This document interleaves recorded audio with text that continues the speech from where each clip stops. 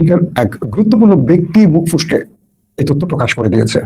পাশাপাশি হরমুজ প্রণালী ঘিরে এখন কি চলছে, যুদ্ধবিরতির ভবিষ্যৎকে, অনেকগুলো বিষয় নিয়ে আলোচনা করতে চাই।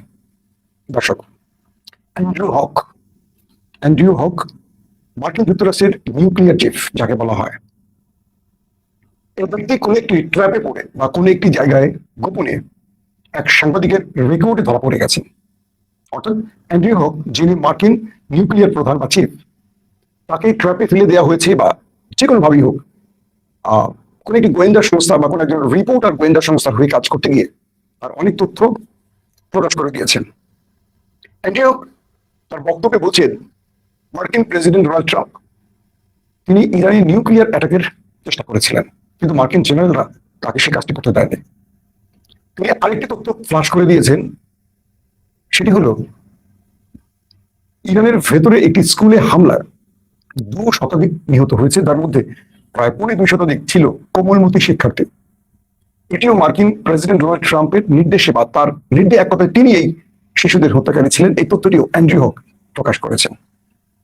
সবচেয়ে ভয়ঙ্কর যে তথ্যটি তিনি দিয়েছেন সেটি হলো যে মার্কিন president Donald Trump Ayatollah Ali খামেনির ছেলে, বর্তমান যিনি গদিসীন বা যিনি বর্তমান ইরানের সুপ্রিম লিডার মুস্তফা খামেনিকে হত্যার চেষ্টা করে যাচ্ছেন। একদিকে আমেরিকা আলোচনা করছে ইরানের সাথে, নেপথ্যে মোসাদ সিআইএ এর মাধ্যমে আমেরিকা এবং ইসরায়েল খুঁজে বেড়াচ্ছে কয়েকজন ব্যক্তিকে, এর মধ্যে অন্যতম টার্গেট হলো মুস্তফা খামেনি। এজন্য আমেরিকার বেশ কয়েকটি গণমাধ্যম এর আগেও সংবাদ প্রকাশ করেছিল মুস্তফা খামেনি নেই, তিনি মারা গেছেন, এটা সেটা। এগুলো আমেরিকা খবরগুলো দিয়েছিল এই কারণে যেন আমেরিকার এই গণমাধ্যমের খবরের পর মুস্তফা খামেনি নিজের অবস্থানটাকে একটু জানান দেয়, আর এতে করে আমেরিকা ইসরায়েল তার অবস্থাটা জেনে তাকে টার্গেট করতে পারেন। বলা হচ্ছে আমেরিকা আইআরজিসি কয়েকজন গুরুত্বপূর্ণ ব্যক্তির তালিকা করেছেন যারা এই যুদ্ধটি এখনো চালিয়ে রেখেছেন বা আমেরিকাকে বা ইসরায়েলকে টার্গেট করে যে হিটগুলো করছে তাদের নেতৃত্বে বেশ কয়েকজন ব্যক্তি আছেন যারাই মূলত এই সফল অপারেশনগুলো করছেন।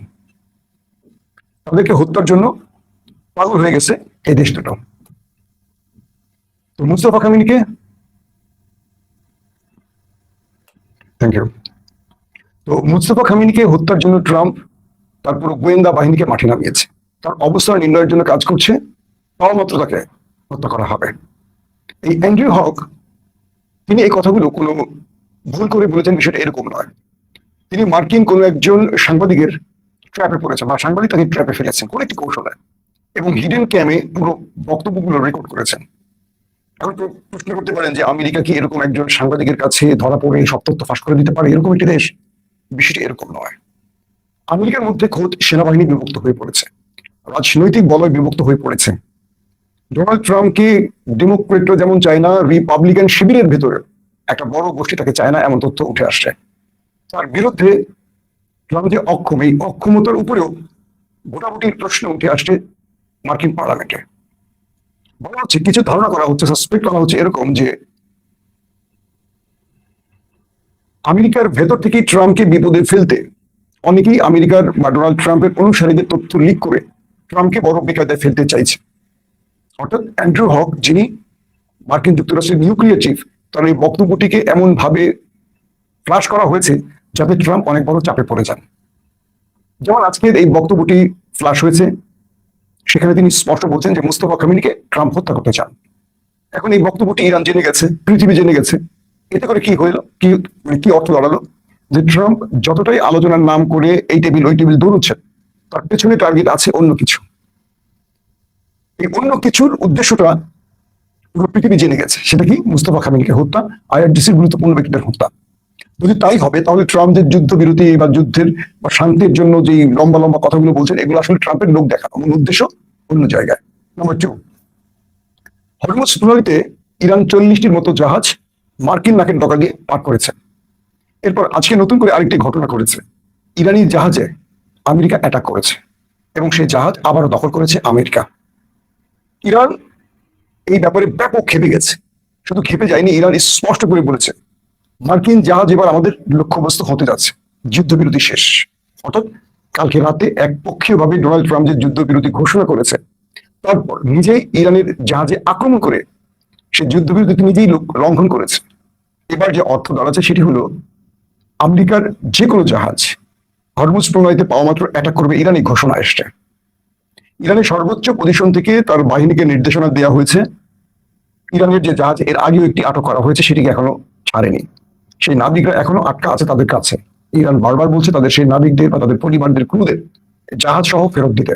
আমেরিকা ফেরত দেয়নি। তার মধ্যে নতুন করে আরেকটি জাহাজে আমেরিকা হামলা করে নিজের পায়ে নিজেই কুড়াল মেরেছে, কারণ এখন আর যুদ্ধবিরতির কোনো সুযোগ সম্ভাবনা থাকছে না। আমেরিকা মনে করেছে যে ইরানকে চাপে ফেলতে এই জাহাজগুলো আটক করলে ইরান আলোচনায় আসবে।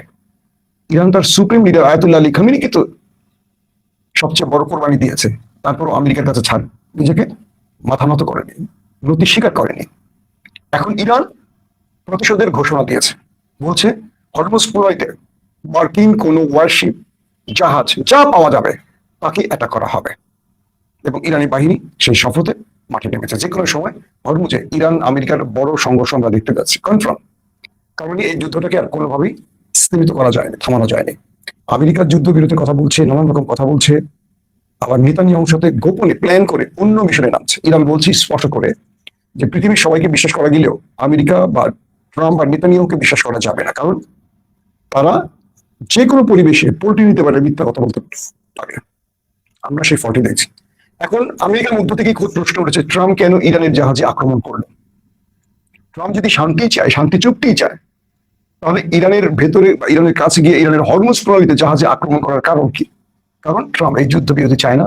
সে চাইছে ইরানের সাথে আরেকটু যুদ্ধ, কিন্তু সে পারছে না মার্কিন জনগণ, মার্কিন রাজনীতিবিদ, মার্কিন এস্টাবলিশমেন্টের চাপের জন্য। তিনি পৃথিবীকে দেখাচ্ছেন যুদ্ধবিরতি, আর ভেতরে ইহুদি ইসরায়েলের প্রক্সি হয়ে কাজ করছেন। ডাইরেক্ট আমেরিকারা বলছে, এটা আমি বলছি না। এই পজিশনে দুই দেশের মধ্যে এখন আবারও যুদ্ধ শুরু হওয়ার সম্ভাবনা শুরু হয়েছে।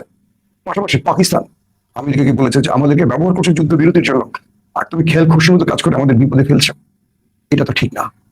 একদিকে ট্রাম্প বলছে খুব শিগগিরই কয়েক ঘন্টার মধ্যে যুদ্ধবিরতি হবে, আবার নিজেই আক্রমণ করে সেই যুদ্ধবিরতিটাকে যুদ্ধের রূপ দেওয়ার চেষ্টা করছে। আরেকটি খবর পাওয়া গেছে, সাউদার্ন লিবাননে ওই দেশটি, নেতাকাকুর দেশটি ব্যাপক অ্যাটাক করছে, বিভিন্ন জায়গায় তারা দখলের চেষ্টা করছে। দুই পক্ষের মধ্যে লড়াই চলছে এবং বলা হচ্ছে যে আরেকটি গাজা বানাবার চেষ্টা করা হচ্ছে। কয়েকটি জায়গায় দেখা গেছে যে তারা ঢুকে, লেবানিজদের ভেতরে ঢুকে সেই আবাসন দখল করে তাদের খাবার তারা খেয়ে ফেলছে, চুরি করে খাবার খাচ্ছে। এবং সাউদার্ন লিবাননের মানুষদেরকে সেই বাড়িঘর থেকে বের করে দেওয়া হচ্ছে।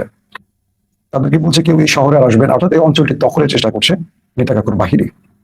এবং তাদের সাথে আবার লেবানিজের মুজাহিদ যে বাহিনী, বিপ্লবী বাহিনী বা প্রতিরোধ বাহিনী, তাদের লড়াই চলছে থেমে থেমে। দুই পক্ষের মধ্যে লড়াই এখন অব্যাহত আছে। যে ইসরায়েল 12 দিনের যুদ্ধবিরতি ঘটালো, সেই ইসরায়েল কয়েক ঘন্টার মধ্যে আবারও লেবাননে আক্রমণ করে তার যুদ্ধবিরতি লঙ্ঘন করলো। তার মানে যে বিষয়টি প্রকাশ্যে আসলো সেটি কি, ট্রাম্প বলে নেতানিয়াহু বলে যুদ্ধবিরতির ঘোষণা করছে এক মুখ দিয়ে, আর আরেক মুখ দিয়ে সেটাকে লঙ্ঘন করছে। অর্থাৎ